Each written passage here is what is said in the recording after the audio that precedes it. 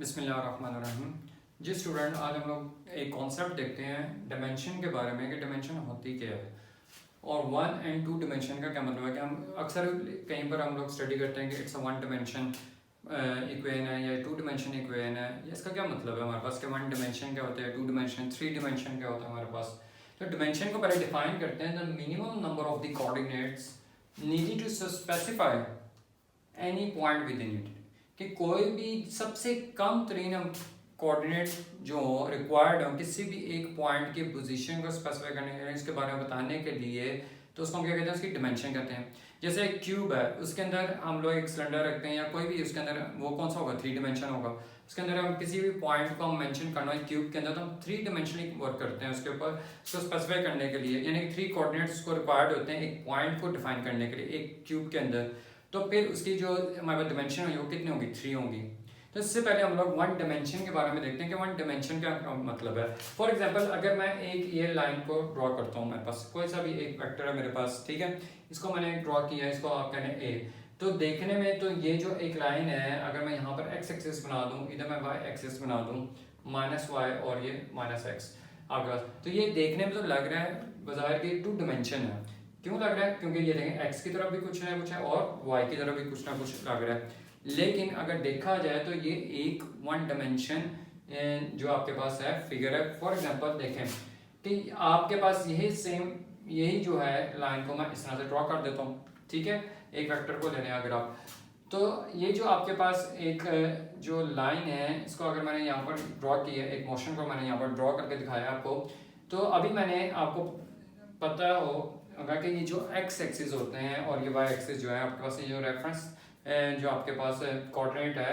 इसको हम लोग क्या नाम है कि ये आर्बिट्री होता है हमारे पास। ये कोई फिक्स्ड नहीं होता है कि हमारे पास एक्स इधर ही आ जाएगा, माइनस एक्स इधर आएगा, वाई इधर आएगा, माइनस वाई इधर आएगा।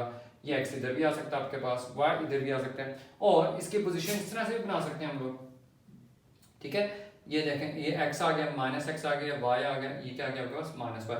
तो हम लोग इसको किसी भी तरीके से बना सकते हैं।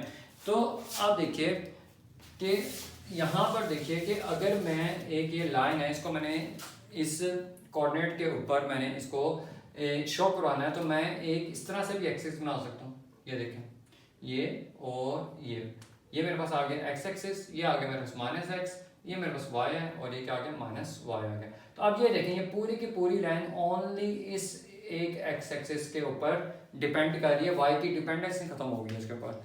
तो ऐसे जो भी हमारे पास मोशन होते हैं उनको हम क्या कहते हैं, वन डिमेंशन मोशन कहते हैं। वन हमारे पास जो होते हैं डिमेंशन मोशन होते हैं, वन डिमेंशन मोशन, ठीक है।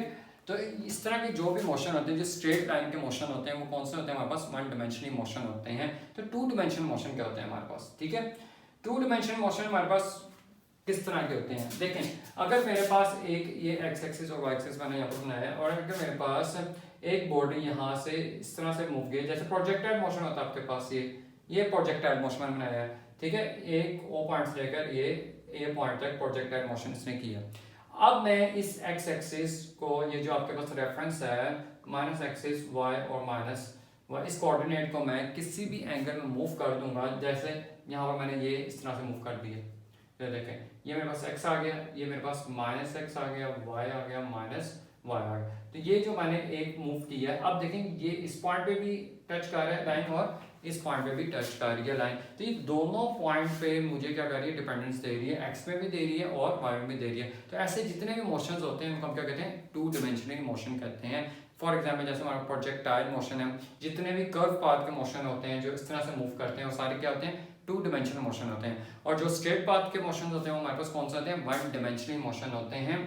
और आपने देखा होगा जो न्यूटन की इक्वेशंस हैं वो भी कौन सी इक्वेशंस, वो भी कौन से डिमेंशन की, वन डिमेंशन की इक्वेशंस हैं। आपने देखा, उसको हम लोग प्रूफ करने के लिए या डिफाइन करने के लिए हम लोग जो ग्राफ बनाते हैं वो भी हम लोग इस तरह से ग्राफ को बनाते हैं।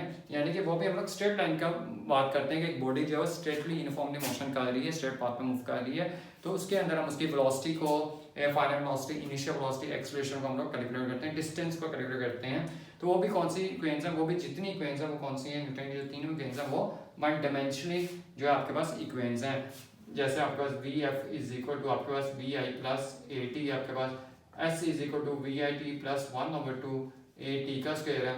और तीसरी जो आपके पास है 2as is equal to v f का स्क्वायर माइनस वी आई का स्क्वायर। ये जितनी भी आपके पास ये वाली जो इक्वेशंस हैं ये कौन सी हैं, आपके पास वन डायमेंशनल इक्वेशन है। ठीक है जी। तो डायमेंशन क्या होती है, the minimum number of the coordinates needed to specify any point within it. ठीक है, फिर सबसे कम जो कोऑर्डिनेट को यूज करते हैं किसी भी चीज की मोशन को शो करने के लिए, उसको भी हम लोग डायमेंशन कहते हैं। वन डायमेंशन और टू डायमेंशन मोशन के बारे में मैंने आपको बताया। इससे थ्री डायमेंशन क्या होगा, ये तीनों तरफ मूव कर रहा है आपके पास, और 3D हम लोग उसको कहते हैं नॉर्मली, जो एक जेड एक्सिस की तरफ भी आपका डिपेंड कर रहा होता है, बाहर की तरफ जो कर रहा होता है, इस तरह से करके जो आपके पास जेड एक्सिस को शो कर रहा होता है, तो वो हमारे पास 3 डायमेंशन आता है। ठीक है जी, चल।